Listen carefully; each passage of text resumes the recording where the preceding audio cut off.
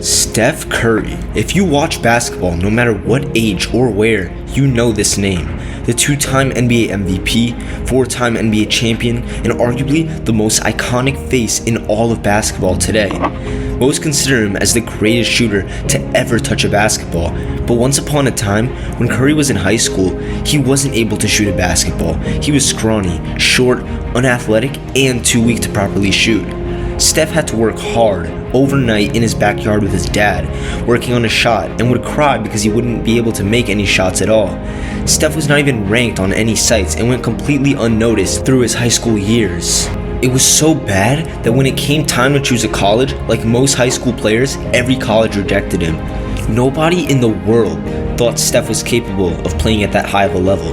Every odd you could imagine for Steph Curry making the NBA was strongly against him, but that didn't matter because he beat them and proved everyone wrong due to his hard work. So how exactly did Steph Curry go from a short, scrawny high school kid who couldn't shoot to a two-time NBA MVP and the greatest shooter of all time that we know today? What's going on, guys? Bucket Media back with another video, and today we are talking about Steph Curry and what his journey to the NBA was really like.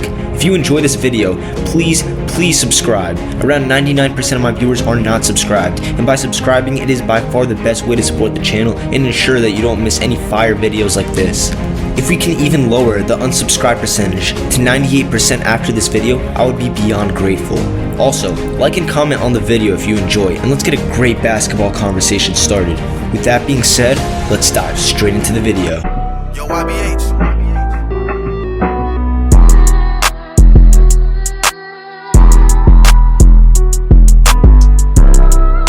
To get started, we gotta bring it all the way back to 1988 in Akron, Ohio, where Steph Curry was born, from Sonia and Del Curry. Steph was surrounded by basketball from day one, due to his dad, Del Curry, being a 16-year NBA vet. The Curry family moved around a lot during Steph's childhood, to places like Charlotte, Milwaukee, and Toronto due to Del switching to many teams. But Steph's love for sports kept him engaged with whatever community he was in. He grew up playing football, baseball, and basketball, but later chose to stick to basketball because of his love for the game, having better skills at the sport, and fulfilling what his dad did. Steph loved being around basketball. He would be with his little brother, Seth Curry, shooting around in the Raptors facility, or shooting half-court shots during halftime of his dad's games. His dad would even take him to shoot around at the Raptors facility, where he would often play one-on-one against Vince Carter, who recognized his work ethic at a young age. He was a pretty good ball handler and decent shooter for his age, but there was just one problem. Steph Curry was too small. On every team Steph played on, he was always the smallest player on the court and had his jersey hanging all the way from his shoulders to knees. On top of that, both of Steph Curry's parents played Division I college sports at Virginia Tech University, and the fact that Curry had almost no athletic ability or size was pretty underwhelming for his middle school coach. When Steph got into high school, he attended Charlotte Christian School in North Carolina, who had a decent basketball program. He was 5'5", 115 pounds, soaking wet, still shooting from his chest.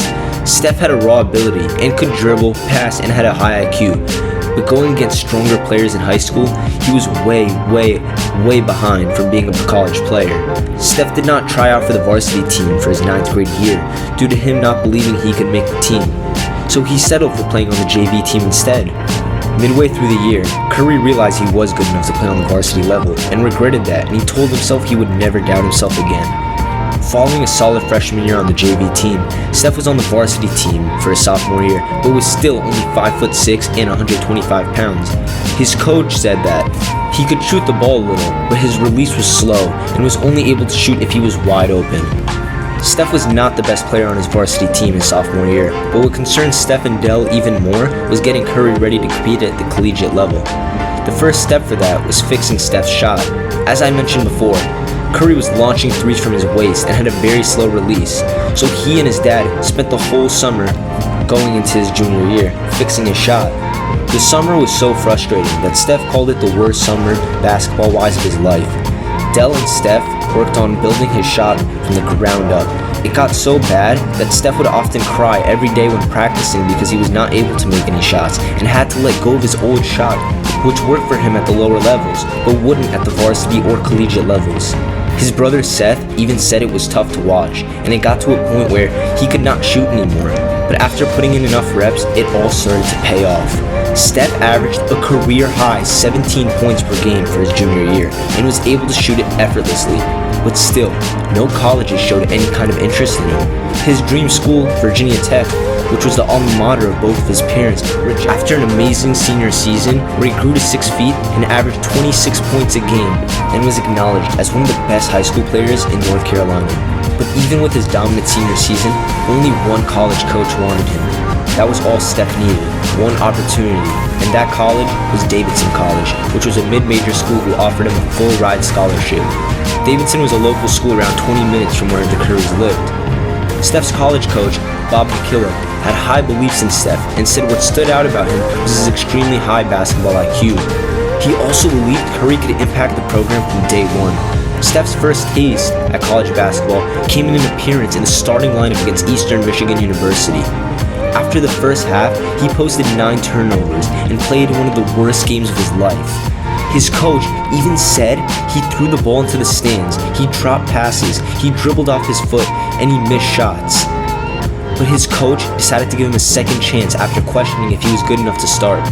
Davidson ended up winning the game, where Steph came up clutch, hitting multiple threes to give Davidson the lead.